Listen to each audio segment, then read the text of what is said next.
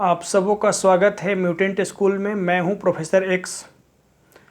अगर आपको पेट से संबंधित किसी भी तरह की समस्या हो, जैसे गैस बनना, पेट में दर्द होना, और आप कई तरह के मेडिसिनल थेरेपी ले चुके हैं, मेडिकेशन थेरेपी ले चुके हैं, फिर भी आपकी पेट की समस्या बनी रहती है, अपने आहार विहार दिनचर्या में परिवर्तन कर चुके हैं, फिर भी अगर आपकी पेट की समस्या बनी रहती है, तो अब आपको आवश्यकता है एक मनोवैज्ञानिक की।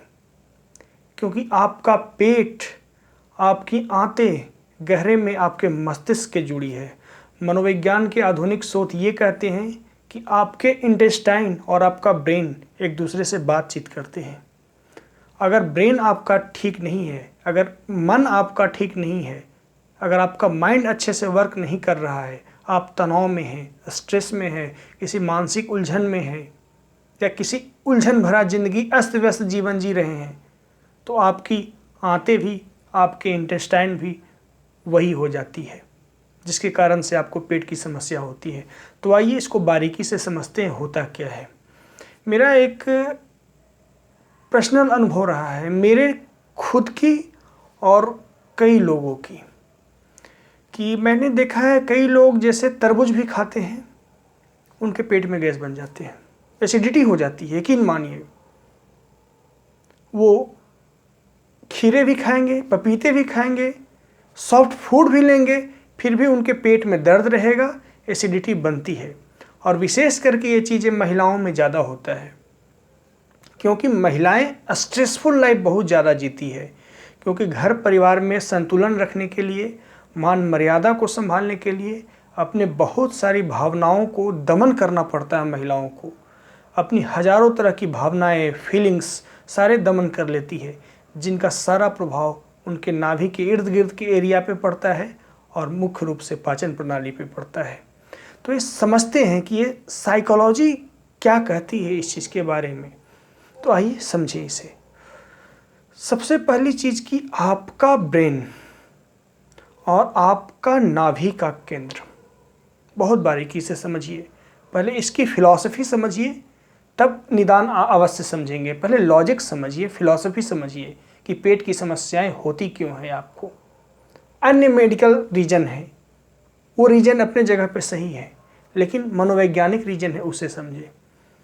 आपका नाभि और आपका ब्रेन बहुत गहरे में जुड़ा हुआ है, और ये चीज़ें recently psychology and medical science proof कर चुकी है कि ब्रेन एंड इंटेस्टाइन एक दूसरे से वार्तालाप करते हैं, एक दूसरे से कोरिलेटेड है। और मैं कह रहा हूँ साइकोलॉजी के दृष्टिकोण से कि आपका नाभि, जी हाँ नाभि, और आपका ब्रेन एक दूसरे से जुड़ा हुआ है। ब्रेन से जो कुछ भी आप थिंक करते हैं, जैसा कॉग्निटिव लेवल से एक्सटर्नल वातावरण को अपने अंदर परसेप्ट करते हैं, जैसा थिंक करते हैं, जैसा अंडरस्टैंड करते हैं, वैसे ही आपके अंदर इमोशंस पैदा होते हैं। अगर आप स्ट्रेसफुल इन्वायरमेंट में हैं, स्ट्रेसफुल सोशल इन्वायरमेंट में हैं, या स्ट्रेसफुल लाइफ में हैं, करियर से, जॉब से, बीमारी से, परिवार से, या अन्य किसी वजह से हैं, आपका इमोशनल स्टेटस बहुत ही तनावपूर्ण है, उलझा हुआ है, तो आपका नाभि पे इसका प्रत्यक्ष प्रभाव पड़ेगा। आप एक चीज़ अनुभव करके देखे होंगे कि जब भी आप भयभीत होते हैं, जी हाँ, जब भी आप भयभीत होते हैं, तो आपके नाभि के केंद्र के पास एक संकुचन सा फील करते हैं, जी हाँ। और जब भी आप खुशी होते हैं, तो नाभि के केंद्र के पास एक फैलाव, एक विस्तार, एक स्फुरन महसूस करते हैं। तो आपका यह मस्तिष्क और नाभि एक दूसरे से संबंधित है, और आपकी पेट की सारा फंक्शन नाभि से जुड़ी हुई है। मेडिकल साइंस अपने स्तर पे रिसर्च कर रही है, क्लिनिकल साइकोलॉजी भी अपने स्तर पे रिसर्च कर रही है, और कई निष्कर्ष भी निकाले हैं कि व्यक्ति को अगर एक व्यक्ति ज़्यादा तनावपूर्ण सिचुएशन में रहता है, ज़्यादा स्ट्रेसफुल सिचुएशन में रहता है, तो पेप्टिक अल्सर के सिम्टम्स के अंदर आते हैं। पेप्टिक अल्सर में माउथ अल्सर भी उसे हो सकते हैं, इंटेस्टाइन में भी अल्सर हो सकते हैं। अल्सर के वैसे बहुत से कारण हैं। अल्सर का एक मेडिकल रीजन है कि पाइलोरिक नामक बैक्टीरिया अगर आपके इंटेस्टाइन में हो जाता है तो जख्म पैदा कर देते हैं। तो इसके लिए डॉक्टर लोग एंटासिड, एंटीबायोटिक, प्रोबायोटिक्स एवं डाइजेस्टिक एंजाइम देते हैं। होम्योपैथिक में वही देते हैं, हाइड्रेस्टिक mother tincture, nux vomica, कार्बो vegetable, lycopodium जैसी दवाओं को दे करके उसको मेडिसिनल थेरेपी दे करके उसको रिड्यूस करते हैं अगर आपके अंदर बैक्टीरियल इन्फेक्शन है तो। लेकिन आपका अपने जीवन देखिए कि सारे दवा लेने के बाद भी, आप अपने जीवन में देखिए कि दवा लेने के बाद भी अगर आपका पेट अस्थायी रूप से ठीक नहीं रह पाता तो आपके 100% साइकोलॉजी की आवश्यकता है और एक साइकोलॉजिस्ट ही इसका सही उपाय बता सकता है। तो बेसिक चीज़ समझ गए कि आपके माइंड में आपकी नाभि से डायरेक्ट कनेक्शन है। माइंड आपका अस्त व्यस्त रहेगा तो आपके नाभि का केंद्र अस्त व्यस्त रहेगा। और माइंड अस्त व्यस्त रहने का पीछे कारण है, एक स्टेटमेंट से मैं आपको फिलोसफिकली समझाने का कोशिश करता हूँ। एक स्टेटमेंट है कि अगर आप किसी कार्य को प्रारंभ किए तो उसे पूरी शिद्दत के साथ अंत करो, अन्यथा तुम्हें वह कार्य अंत कर देगा। जी हाँ, उसी तरह से है। लाइफ अगर मिली है तो लाइफ में पूरी एकाग्रता, पूरी तन्मयता, पूरी शिद्दत के साथ उसका लक्ष्य दो और उसे पूरा करो। अगर लाइफ अपने वास्तविक लक्ष्य पे, आपकी लाइफ एनर्जी अगर उस लक्ष्य की ओर नहीं जाएगी तो आपका जीवन ही आपको तबाह कर देगा। और ऐसे ही सिचुएशन, जो व्यक्ति जो होने के लिए पैदा हुए वह हो नहीं पाते हैं, सारा जीवन उनका स्ट्रेस में बीतता है और इस स्ट्रेस की वजह से उनके शरीर के ऊपर विभिन्न तरह के प्रभाव दिखते हैं। डायरेक्टली उनके नाभि के केंद्र पे प्रभाव दिखते हैं और आपका नाभि का केंद्र से सीधे पाचन प्रणाली जुड़ा है, सीधे डायरेक्टली पाचन प्रणाली जुड़ा है नाभि के केंद्र से। तो अगर आपको पेट की समस्याएं रहती है तो सबसे पहले आपको ज़रूरत है कि उस नाभि के केंद्र को सक्रिय करें। जी हाँ, सक्रिय करने की विधि क्या है मैं नेक्स्ट वीडियो में आपको बताऊंगा। मैं बेसिक्स चीज़ें मैं बता रहा हूँ यहाँ कि आपके पेट को ख़राब होने की वजह क्या है। तो ब्रेन ये कहें या माइंड कहें और नाभि से डायरेक्ट कनेक्शन है उसका। और आपका नाभि का जो केंद्र है वो बहुत ही ज़्यादा नेगेटिवली इम्पैक्टेड होता है आपकी नेगेटिव इमोशन से।